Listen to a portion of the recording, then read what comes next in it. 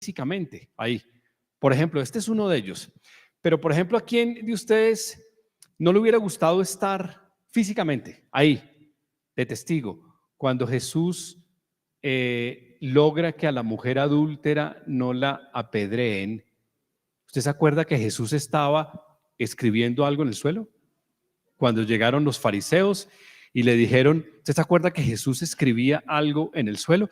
¿A alguno de ustedes le gustaría saber qué escribió Jesús en el suelo? Yo no sé, yo no tengo idea, la escritura no lo dice, pero yo soy muy chismoso, a mí me gustaría saber. Otro evento que me hubiera gustado estar ahí de testigo es cuando los israelitas pasaron y cruzaron el Mar Rojo. A mí me hubiera gustado ver eso. Me hubiera gustado ver a los israelitas cruzar el Mar Rojo en seco y a los egipcios ahogarse. Suena cruel, ¿no? Pero a mí me hubiera gustado ver ese evento, ver ese momento. A mí me hubiera gustado también estar en esa escena en que Jesús ya resucitado se le aparece a los discípulos y el Tomás no cree. Y entonces Jesús le dice, mire mis manos y mire mi costado. A mí me hubiera gustado estar ahí. Que Jesús le mostrara el hueco de su mano perforada y su costado perforado y los demás hubieran mirado a Tomás y le hubieran dicho, loser. ¿Sí? Yo hubiera querido estar ahí, sentado, viendo esa escena. Este es otro, el de Emaús. El de Emaús es otra historia en la que a mí me hubiera encantado estar de testigo, viendo lo que sucedía en el camino de Emaús. Entonces, hoy vamos a recordar ese pasaje.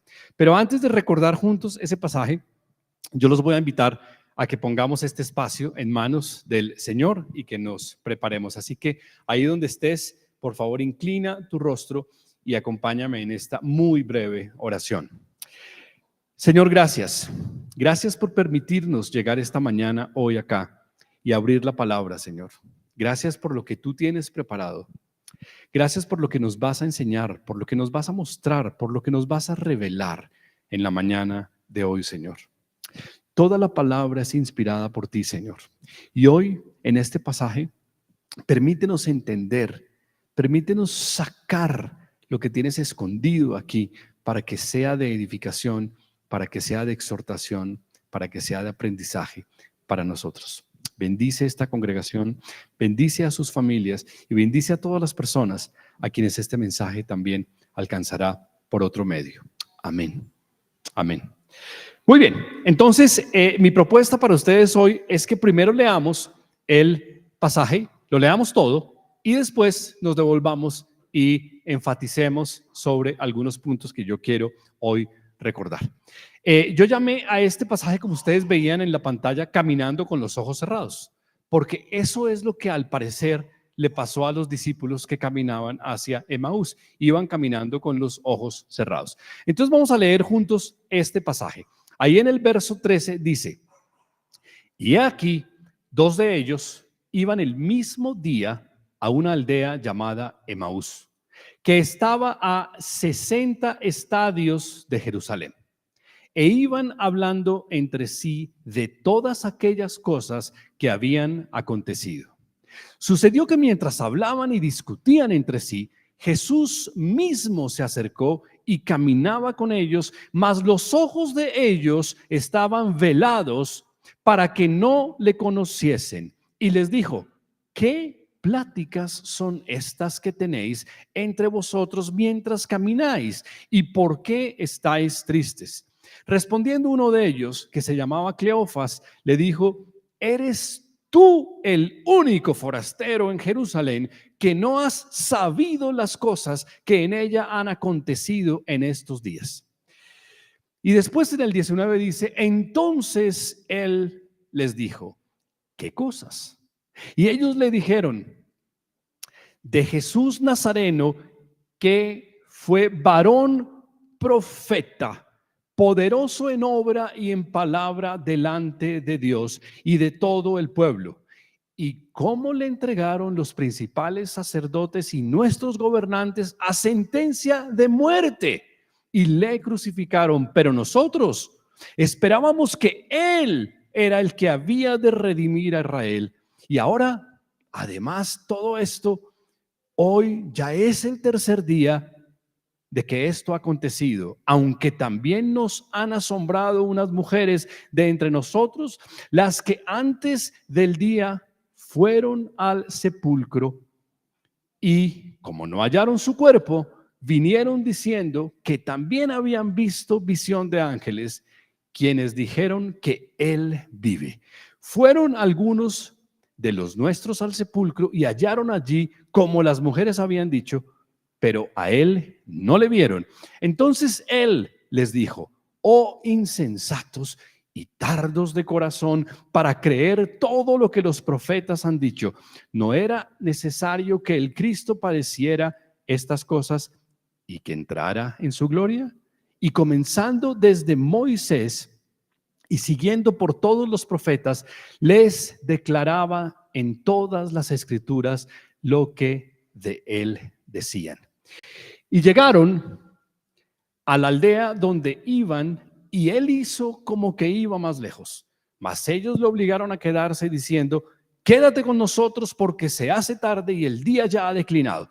Entró pues a quedarse con ellos, y aconteció que estando sentado con ellos a la mesa, tomó el pan y lo bendijo y lo partió y les dijo. Entonces les fueron abiertos los ojos y le reconocieron, mas él se desapareció de su vista, y se decían el uno al otro: ¿no ardía nuestro corazón en nosotros mientras nos hablaba en el camino y cuando nos abría las escrituras?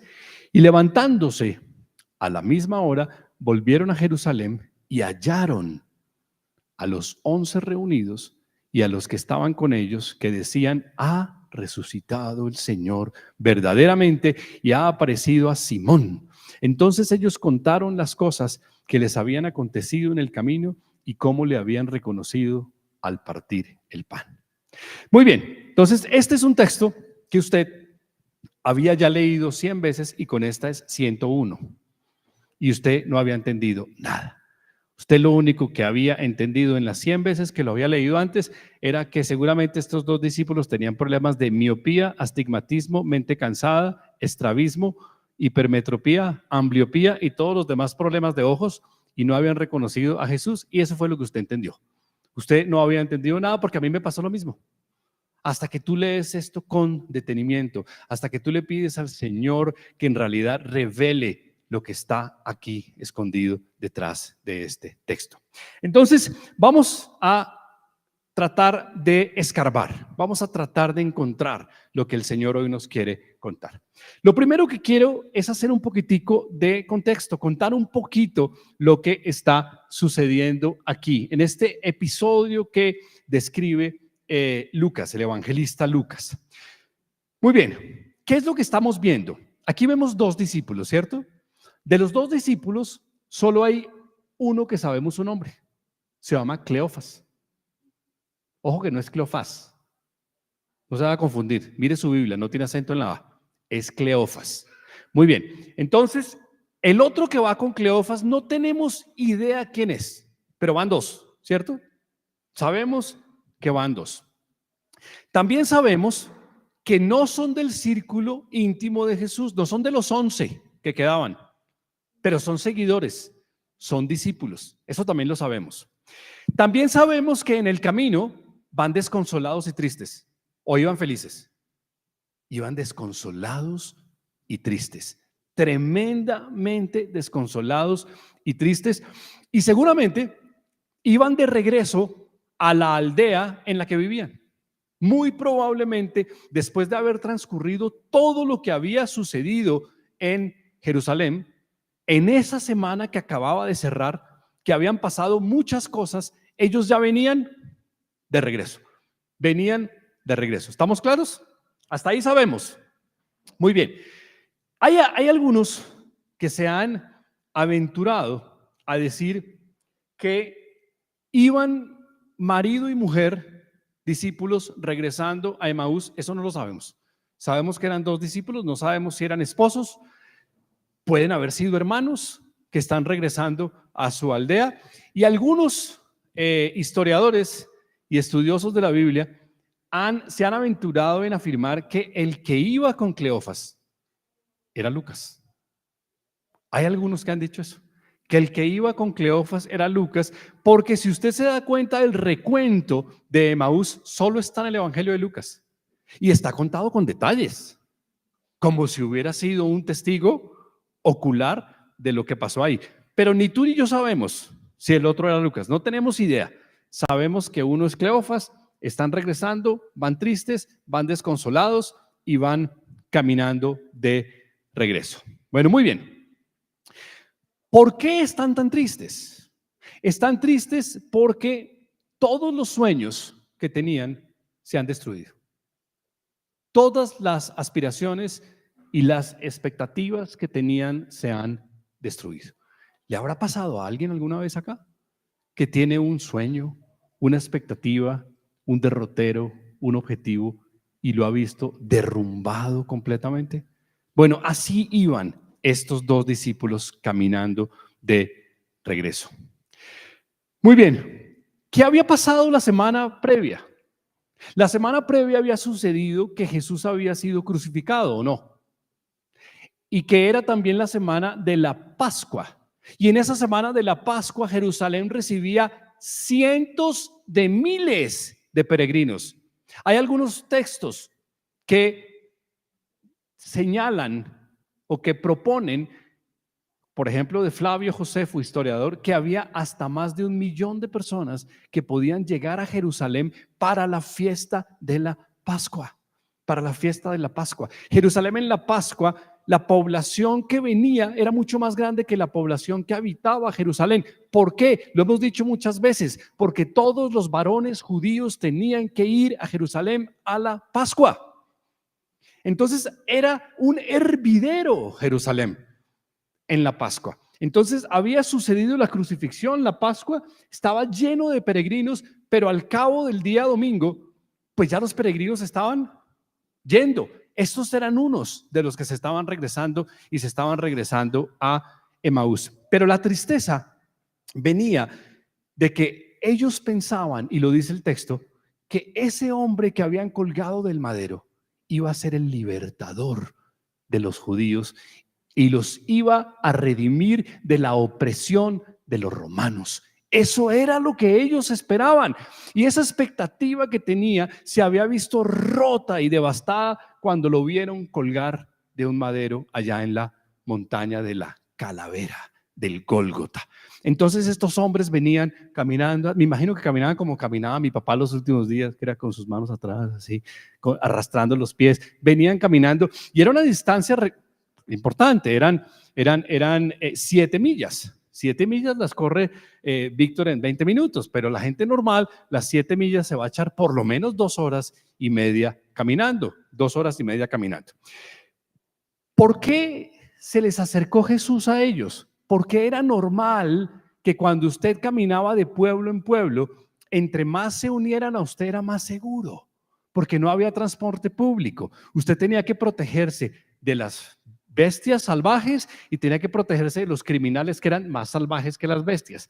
Entonces, entre más fueran, mejor. Entonces iban caminando estos dos y se les une un tercero y ¿a dónde vas? No, pues aquí en el Waze puse Emaús. Perfecto, nosotros vamos para el mismo lado. Vamos juntos a Emaús y entre más se fueran uniendo, mejor. Entonces, eso era lo que estaba sucediendo en ese evento. Muy bien. Ellos no reconocen al que se les une. Ellos no reconocen al que se les une. Y esta persona que se les une, resulta que les abre las escrituras y conforme les abre las escrituras, les abre los ojos. Porque estos personajes no se han dado cuenta con quién van caminando. Ese es un poco el contexto de lo que está pasando. Entonces esto nos lleva a plantearnos 3 cosas y no se preocupe que son solo 3 porque cuando nos planteamos 4 o 5 usted bosteza y se duerme. Entonces hoy nos vamos a plantear solo 3 cosas. Solo nos vamos a plantear 3 cosas para que nadie bostece.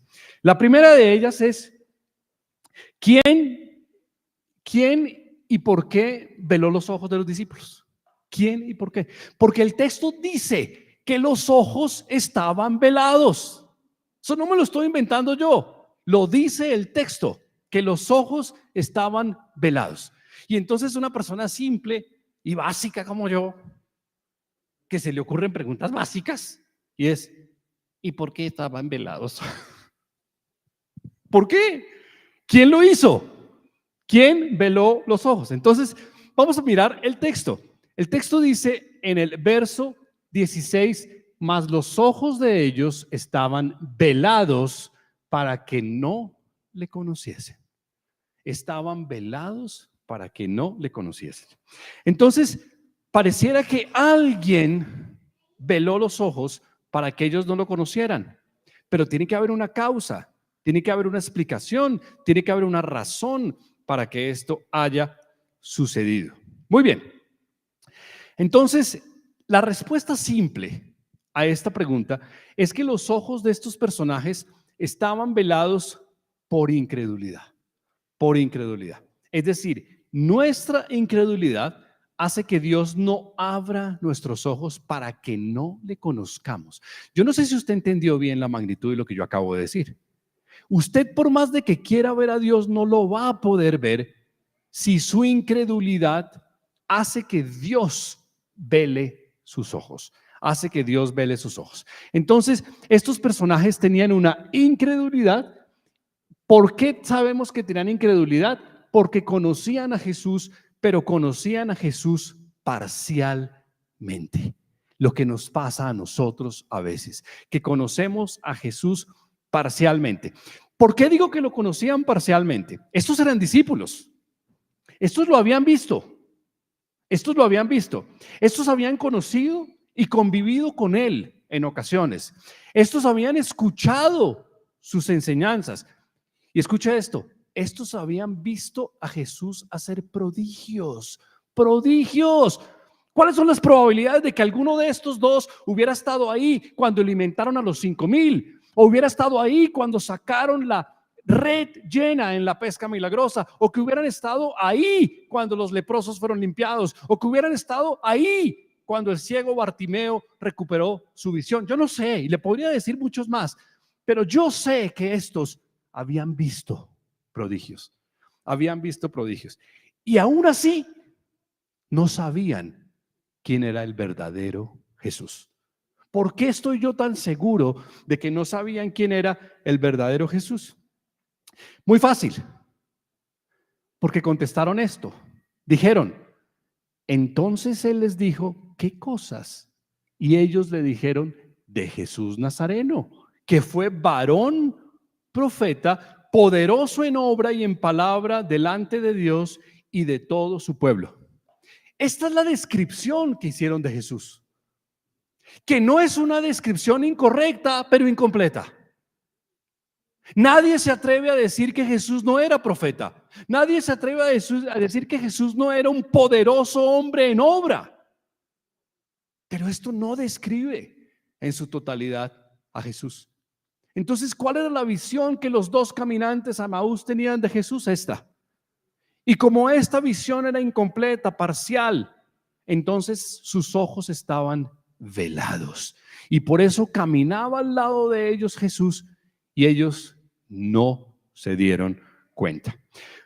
¿Por qué yo digo que es incompleto? Empecemos primero por decir en dónde acertaron. ¿Acertaron al decir que era profeta? Sí. Acertaron al decir que Jesús era profeta. Jesús era un profeta y él mismo se autodenominó profeta. Habría muchos textos que le puedo mostrar, pero usted ya quiere ir a almorzar.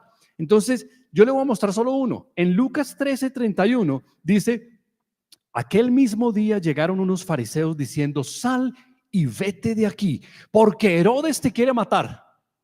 Mire lo que pasó. Y él les dijo, id y decid a aquella zorra, a Herodes, así se refería a Herodes, id y decid a aquella zorra, he aquí, echo fuera demonios y hago curaciones hoy y mañana, y al tercer día termino mi obra. Sin embargo, es necesario que hoy y mañana y pasado mañana siga mi camino, porque no es posible que un profeta muera fuera de Jerusalén.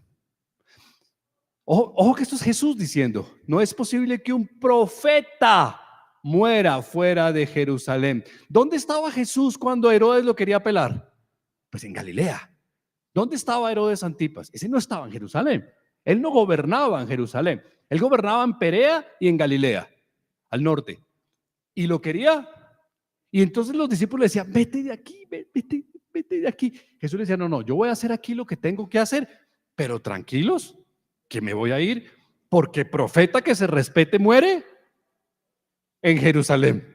Entonces aquí hay un texto donde el mismo Jesús dice, yo soy un profeta. No tenemos tiempo de ver más, pero hay decenas. También es cierto que no solo él dijo que era un profeta, sino que dijeron de él que era un profeta. Desde el mero libertador de los judíos, o de los israelitas mejor, Moisés anunció que Jesús era un profeta, y en su libro póstumo, en el Deuteronomio, él anunció que Jesús era un profeta. Aquí usted lo ve, Moisés dice en Deuteronomio 18:15, profeta de en medio de ti, de tus hermanos como yo, te levantará Jehová tu Dios y a él oiréis.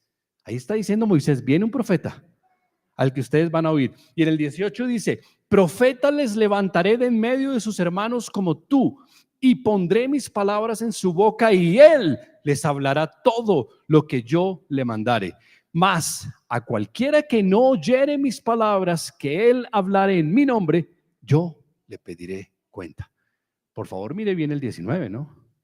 Yo le pediré cuenta a todo el que no oyere. Entonces, podríamos mostrar a Jeremías, a Isaías, a Zacarías, a muchos, a anunciar a Jesús como un profeta. El mismo Juan el Bautista decía, hay uno que viene después de mí. El mismo Juan el Bautista decía, es decir, no solo Jesús decía yo soy profeta, sino que los demás decían de él es un profeta. Entonces ahí acertaron los caminantes a Emaús. También acertaron en que era poderoso en obra, ¿o no? Recordemos los milagros y los prodigios de Jesús. ¿Qué salimos 10 de la noche hoy acá? Si hablamos de varios.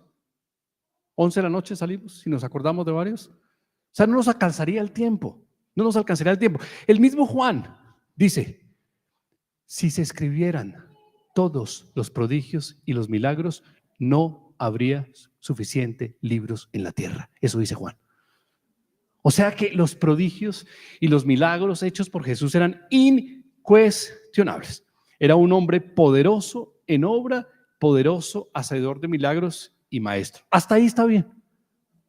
Pero ¿no cree usted que se quedaron cortos los caminantes de Emaús? ¿No cree usted que los caminantes de Emaús dejaron de lado y por fuera los atributos más significativos de Jesús? Y como no los conocían, por eso eran incrédulos, y al ser incrédulos sus ojos estaban llenos de cataratas. ¿Qué se les olvidó? No, pues la media tontería. Se les olvidó 4 cosas fundamentales. Primero, se les olvidó que Jesús es Rey de Reyes y Señor de Señores. En Apocalipsis 19:16 dice, y tiene inscrito en su muslo que es Rey de Reyes. Y yo le quiero ver la cara a todos los que hoy desconocen al Señor cuando venga la segunda vez. Y le tengo noticias, la segunda vez no es a lomo de un burro. No. Si usted cree que viene en otro burro de otro color, usted es un profundo ignorante de la Escritura. La segunda vez viene en un caballo blanco de victoria, y viene con todo su ejército, y viene a ratificar que es el Rey de Reyes. Ese detalle lo pasaron en alto los caminantes. Segundo, Jesús es el Hijo de Dios, ¿o no? Ellos no dijeron eso. Y Jesús es el Hijo de Dios. ¿No se acuerda usted cuando Jesús estaba bautizando en el Jordán con Juan el Bautista, que hubo una teofanía y se abrió y hubo una voz del cielo que dijo, ese es mi Hijo en el cual tengo complacencia? ¿Dijo hijo o dijo sobrino? ¿O dijo nieto? ¿O dijo amigo? Dijo Hijo. Ese es mi Hijo. Y no se le olvide también que Jesús es Dios hecho hombre. No se le olvide que el Evangelio de Juan comienza diciendo, en el principio era el verbo, y el verbo era con Dios, y el verbo era Dios. No dice era como Dios, dice era Dios. Entonces, detalle chiquito que se les pasó por alto, que era el Hijo de Dios y que era Dios. Tercero, que era el Cordero de Dios. Acababan de ver la Pascua. ¿Qué había pasado unos días antes? La Pascua. ¿Qué se sacrifica en la Pascua? ¿Una jirafa? ¿Un camello? ¿O un cordero? ¿Y para qué lo sacrifican? ¿Para el perdón o no? ¿Y no había acaso un cordero sin manchas que había sido sacrificado el día que tenía que ser sacrificado? El día de la Pascua. Y ese era el cordero. ¿No dice Juan 1:29, yo soy el cordero de Dios que quita el pecado del mundo? Dice Juan 1:29, detalle que se les pasó por alto. Y último detalle, Jesús es el único cuya tumba está vacía. Ellos iban tristes porque estaban creyendo en la resurrección o iban tristes porque creían que no iba a resucitar. ¿Por qué iban tristes? Porque recordaban que estaba colgado en el madero y nunca creyeron que resucitaría. Y si hubieran creído que él había anunciado que resucitaría, porque en múltiples ocasiones él dijo, este templo será destruido y al tercer día será restaurado. No se podía estar refiriendo al templo de piedra que había construido los judíos, se estaba refiriendo a él y ellos no vieron venir esto. En 1 Corintios 15 hay un fragmento poético hermoso del apóstol Pablo. ¿Usted lo recuerda? Donde dice, ¿dónde está muerte tu aguijón? ¿Dónde está muerte? ¿Cómo dice el resto? ¿Dónde está sepulcro tu victoria?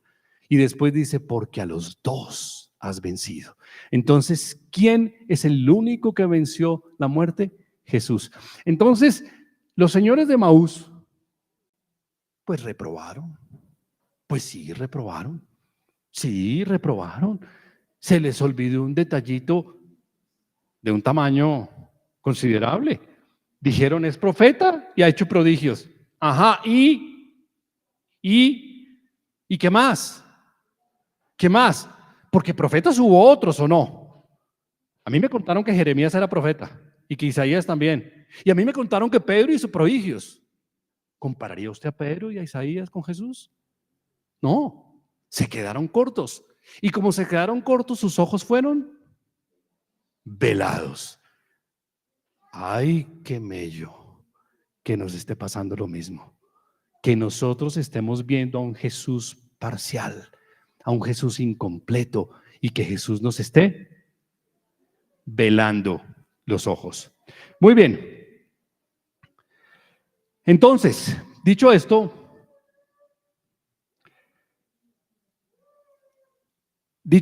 vamos a entender. Emi, no pasó esto. Muy bien.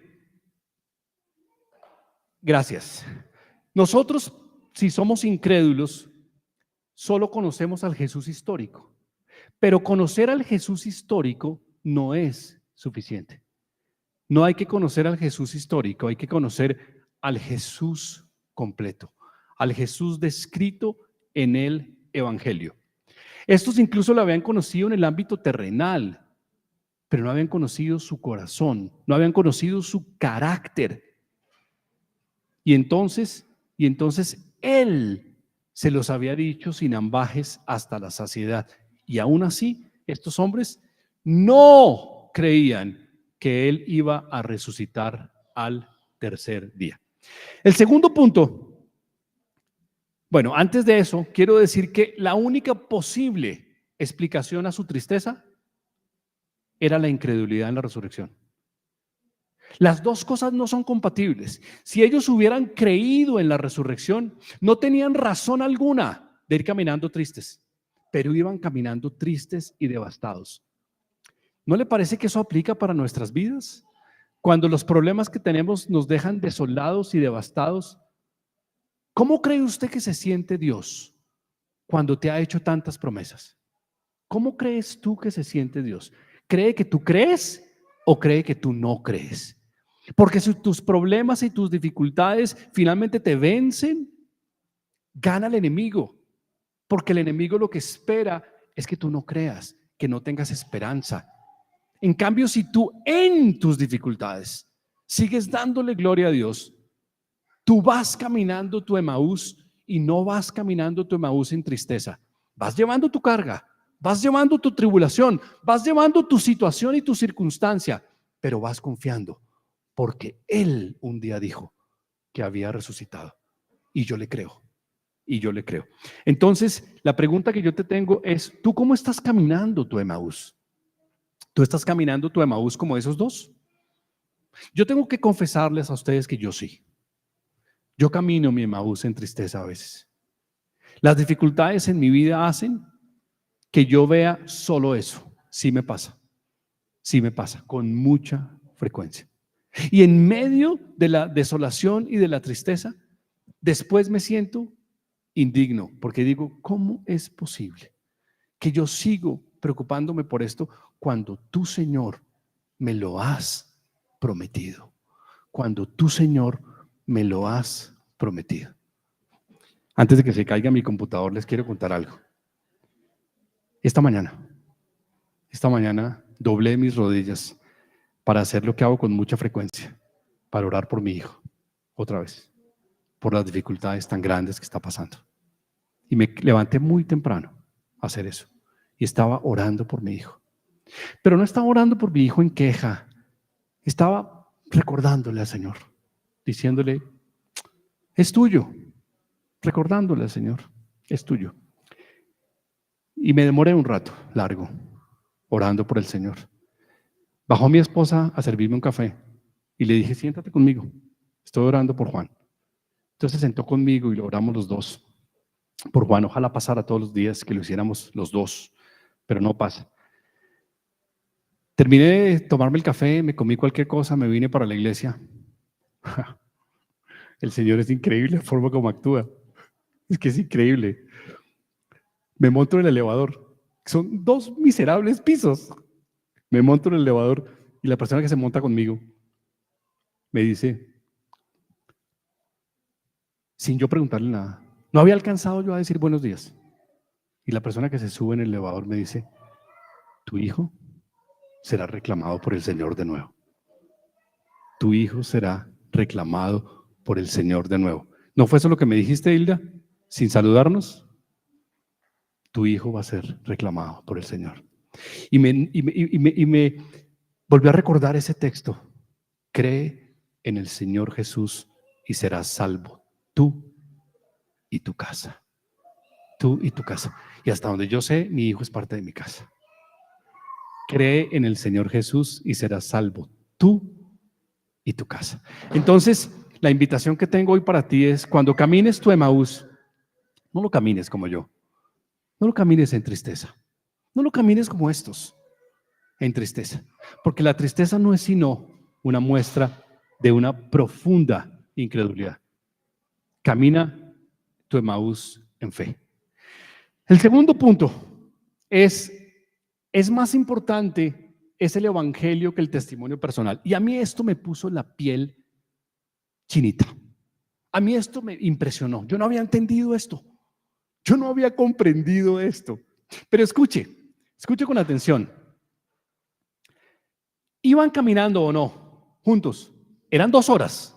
2 horas. Cuando usted va caminando con alguien 2 horas, usted varias veces le vio la cara o no. Y le oyó la voz al que va caminando. Sin embargo, en 2 horas no lograron cachar que ese era Jesús. Y tampoco Jesús se puso a decirles, ¿no me reconocen? Eso no hizo Jesús. Jesús hizo otra cosa. Y todas las cosas que hace Jesús deberían ser modelo de lo que nosotros hacemos. Miren esto. En el verso 17 dice, y les dijo, ¿qué pláticas son estas que tenéis entre vosotros mientras camináis? Ahí está preguntando Jesús. ¿Y por qué estáis tristes? Respondiendo uno de ellos, que se llamaba Cleofas, le dijo: ¿eres tú el único forastero en Jerusalén que no has sabido las cosas que en ella han acontecido? Si lo pusiéramos en lenguaje actual, Cleofas lo que le dijo es: ¿dónde te habías metido? ¿Estabas debajo de una piedra? ¿Tuviste una especie de sueño temporal? ¿Es que no oyes, ni ves, ni entiendes? Todo el mundo en Jerusalén se dio cuenta lo que acababa de pasar. ¿Cómo es posible que tú no te diste cuenta? Pero analice, ¿a quién le está diciendo eso? Le está diciendo eso al protagonista de los hechos, al protagonista de los hechos de la semana. Y le está diciendo: ¿dónde estabas tú metido? Ahora la pregunta es: ¿por qué Jesús le preguntó qué pláticas son estas? ¿Porque Jesús no sabía? ¿Hay algo que Jesús no sabe? No. Jesús le preguntó no porque no supiera, sino porque quería que ellos respondieran lo que estaban pensando y en ese proceso sufrieran una transformación. A ti te va a preguntar muchas veces Jesús cosas que a ti ay, pero si tú sabes, ¿para qué me preguntas? ¿Y para qué te pregunta? Para que tú verbalices y saques lo que tienes por dentro y en ese proceso te transformes.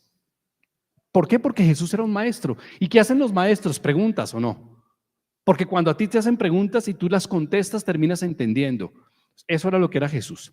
Entonces, mire, ahí es donde yo hubiera querido en mi carne que Jesús hubiera contestado diferente. Que cuando le dijeron: ay, pero ¿dónde estabas metido? Jesús hubiera contestado otra cosa y los hubiera dejado callados. A mí me hubiera encantado eso. Menos mal Jesús no hizo eso. Pero a mí me hubiera encantado que cuando le dijeron: a ver, ¿dónde estaba metido, mijo? Mire todo lo que pasó esta semana y usted fue el único que no se dio cuenta. O sea, ¿qué nivel de ausencia tiene usted que no se dio cuenta? A mí me hubiera gustado que Jesús hubiera contestado lo siguiente. Y voy a leerlo para no equivocarme. Que Jesús hubiera dicho: sí, tuve una semana tareada. El lunes entré a Jerusalén, porque no fue el domingo. Cuidado, no coincide el domingo, coincide el lunes. El lunes entré a Jerusalén y me dieron un recibimiento de rey.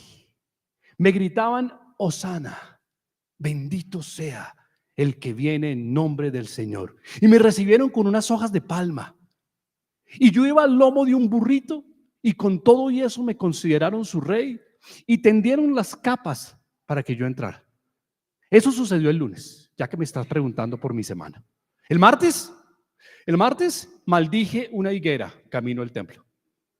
¿Y sabes qué hice después? Limpié el templo de toda esa bola de delincuentes que había ahí, que le estaban sacando provecho a la fe. Ese fue mi martes. El miércoles, ¿quieres saber qué hice el miércoles? El miércoles yo me dediqué a planear la cena con mis discípulos porque yo sabía que iba a ser arruinada si la hacía el jueves.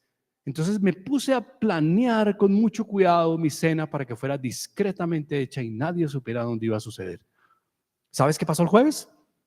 El jueves celebré la Pascua con mis discípulos a la usanza de los galileos, porque los otros la hicieron el viernes, pero yo la celebré el jueves a usanza de los galileos. Y ese mismo día en la noche, después de haber cenado, fui al huerto de Getsemaní a orar.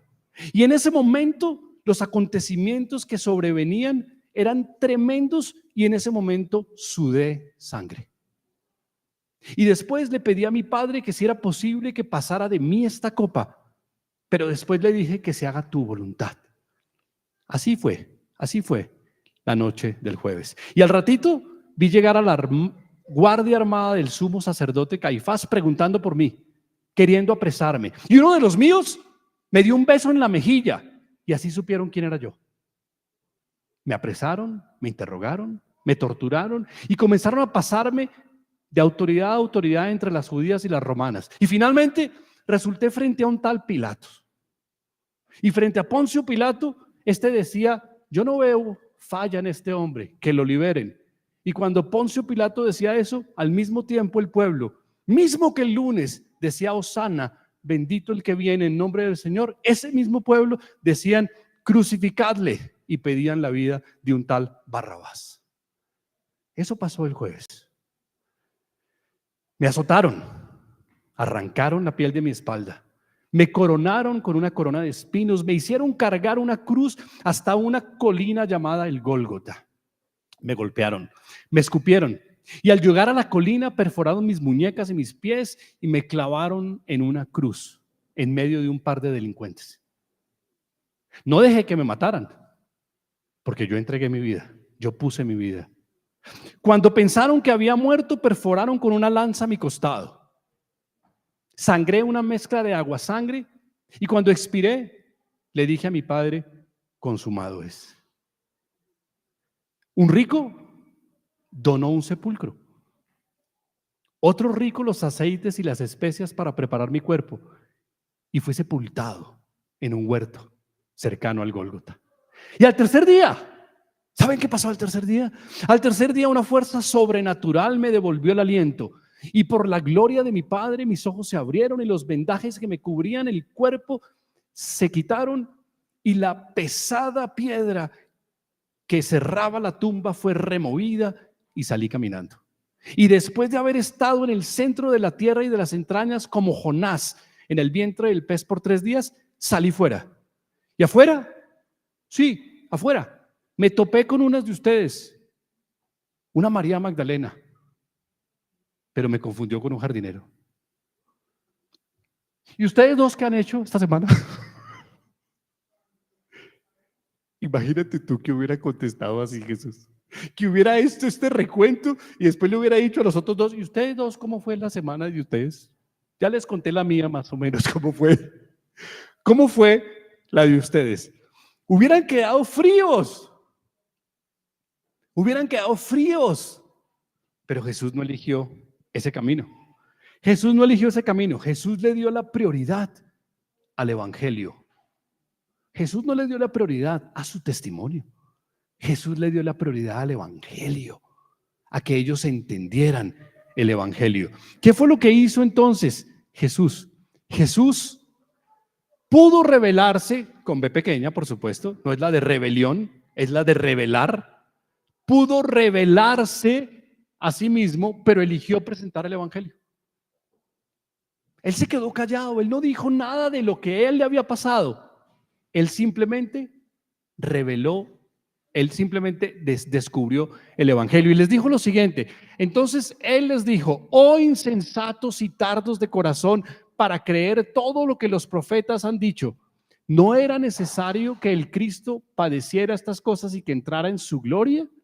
Y comenzando desde Moisés, miren esta última parte, y comenzando desde Moisés y siguiendo por todos los profetas, les declaraba en todas las escrituras lo que de él decían. Entonces les abrió las escrituras y les dijo: les voy a contar todo lo que de mí dicen las escrituras. ¿Conoce usted algún otro pasaje de Jesús evangelista? Porque Jesús hablaba con la autoridad del Hijo de Dios, pero no en tercera persona. En este caso, Jesús es evangelista y nos está dando una gran lección, que para ser evangelistas y para llevar personas a los pies de Cristo, más vale que conozcamos las escrituras. Más vale que conozcamos las escrituras y no solamente que digamos nuestro testimonio.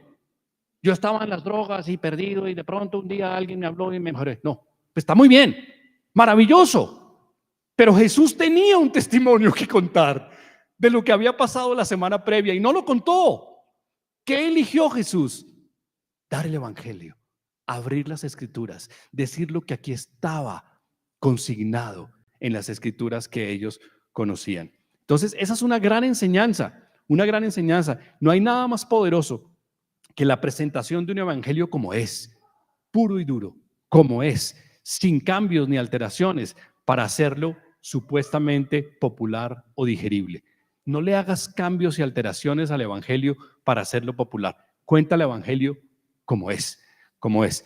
Entonces yo me imagino, no dice ahí qué escrituras contó, pero sí dice esto, comenzando desde Moisés y siguiendo por todos los profetas. Eso dice. Entonces yo me imagino que si dice siguiendo por todos los profetas, me imagino que ahí Jesús habló de lo que escribió el profeta más importante de todos, que es Isaías. Yo me imagino que Jesús habló de lo que decía Isaías. Entonces yo me imagino que Él les mostró el texto hermoso de Isaías que está contenido en Isaías 53, empezando desde el cuarto. Yo me imagino que Jesús les dijo, ciertamente llevó Él nuestras enfermedades y sufrió nuestros dolores, y nosotros le tuvimos por azotado, por herido de Dios y abatido, mas Él herido fue por nuestras rebeliones, molido por nuestros pecados. El castigo de nuestra paz fue sobre Él, y por su llaga fuimos nosotros curados. Todos nosotros nos descarriamos como ovejas, cada cual se apartó por su camino, mas Jehová cargó en Él el pecado de todos nosotros. Y en el verso 7 dice, angustiado Él y afligido, no abrió la boca.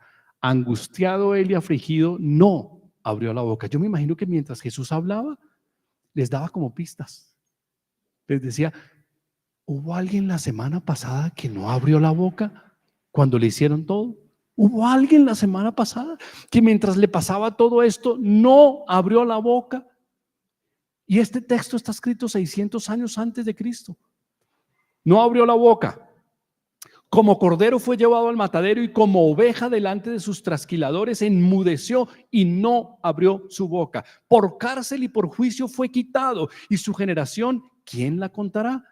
Porque fue cortado de la tierra de los vivientes y por la rebelión de mi pueblo fue herido. Y oigan esto, el 9.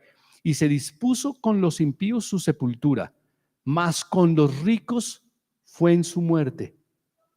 ¿Quién le prestó el sepulcro? José de Arimatea. ¿Quién era José de Arimatea? Rico. ¿Acaso no sabían los que caminaban que eso había pasado? Era público. Todo el mundo sabía. Aunque nunca hizo maldad, ni hubo engaño en su boca. Yo me imagino que Jesús habló del texto de Isaías para quitarles el velo que tenían en los ojos. Y tercero y último, porque ya 4 bostezaron. Tercer punto. Jesús es un caballero y solo entra con invitación. Solo entra con invitación. ¿Por qué digo que solo entra con invitación? Aquí puse Apocalipsis 3:20, usted lo conoce. He aquí, yo estoy a la puerta y llamo. Si alguno abre la puerta, yo entraré en él y cenaré con él y él conmigo. Eso dice Apocalipsis 3:20. Pero estamos en el camino de Emaús. ¿Será que algo parecido pasó en el camino de Emaús? Veámoslo, veámoslo. En el camino de Emaús dice esto, en el 28. Lea conmigo lo que dice en el 28. Llegaron a la aldea a donde iban, es decir, Emaús. Y él, ¿quién? Jesús. Él hizo como que iba más lejos, mas ellos le obligaron a quedarse, diciendo, quédate con nosotros porque se hace tarde y el día ya ha declinado. Entró pues a quedarse con ellos y aconteció que estando sentado con ellos a la mesa, tomó el pan y lo bendijo y lo partió y lo dio y les dio. Entonces les fueron abiertos los ojos y le reconocieron, mas él desapareció de su vista. Entonces miren lo que pasó. Terminan de hablar. Aquí está la entrada de Emaús. Jesús hace que sigue derecho. Y estos le dicen, espera. Porque como al final dice que sus corazones ardían cuando él les mostraba las escrituras, ellos estaban completamente embelesados, completamente admirados de cómo este hombre que caminaba con ellos les compartía las escrituras. Entonces le dijeron, no te vayas. No te vayas. Yo creo que esa traducción es desafortunada, donde dice obligaron. Nadie obliga a Jesús a nada. Nadie obliga a Jesús a nada. En otras traducciones no dice obligaron. Pero bueno, yo uso la Reina Valera. En inglés tampoco dicen obligaron. Entonces, aquí dice esto. Yo no lo voy a cambiar. Pero yo lo que creo que pasa es que cuando un amigo en realidad no te obliga, un amigo te dice, ay, quédate. Mira, el día declinó. Es tarde. ¿Para dónde vas? Quédate acá con nosotros. Te invitamos a comer. ¿Cierto? Pudieron haber hecho otra cosa. Jesús pudo haber seguido derecho. Y ellos hubieran dicho, este cuate que vaya, conoce la escritura, el cuate. Cuate bueno, impresionante el tipo. Conocía todo, viste cómo nos entretuvo, etc. Pero no, el corazón de ellos ardía. Y entonces le dijeron, quédate con nosotros. Y entonces se quedaron a comer. Y en el momento en que Jesús tomó el pan, lo bendijo y lo partió, en ese momento, bingo, a estos hombres se les abrieron los ojos. ¿Por qué se les abrieron los ojos? Si se les habían cerrado por la incredulidad, por pura lógica, se les abrió. ¿Por qué? Porque dejaron de ser incrédulos. ¿Cómo podemos demostrar que dejaron de ser incrédulos? Porque invitaron a Jesús a entrar. Invitaron a este hombre a entrar. Entonces, por eso estoy yo diciendo acá que Jesús no va a entrar en tu vida a la fuerza. No pienses que un día te va a entrar a tu vida a la fuerza. No va a pasar. It's not gonna happen. Jesús va a entrar a tu vida por invitación. ¿Y quién tiene que hacer la invitación? Yo tengo un tic aquí en la boca. ¿Quién tiene que hacer la invitación? Nosotros tenemos que hacer la invitación. ¿Quiénes hicieron la invitación a esta comida? Los que iban caminando a Emaús. Y en ese momento, al hacer la invitación, se confirmó que creyeron. Y como creyeron, los ojos se abrieron. Y cuando los ojos se abrieron, dijeron, no manches. No sé cómo se diga en hebreo, pero dijeron, no manches. Veníamos caminando con el mismísimo Jesús. Pero ¿sabes? Yo me quedo con el sabor de que se les abrieron los ojos tarde. Que no nos pase a nosotros, que se nos abren los ojos tarde. Cuando podemos caminar nuestro camino de Emaús con el Señor, sabiendo que está caminando con nosotros, porque Él está caminando con nosotros, pero que lo reconozcamos, que nos demos cuenta que está caminando con nosotros. La pregunta que tengo para ti acercándome al cierre es, ¿tú invitarías a Jesús a quedarse contigo? ¿Tú lo harías? Porque ellos no sabían que era Jesús. Sus ojos estaban velados. Este era un extraño que caminaba con ellos. Pero a pesar de ser un extraño, era un extraño tan especial, que fue un extraño al que ellos dos permitieron que bendijera los alimentos. Fíjate que para los judíos bendecir los alimentos era muy especial. No bendecía los alimentos cualquiera. Bendecía los alimentos la persona de la mayor jerarquía en la mesa.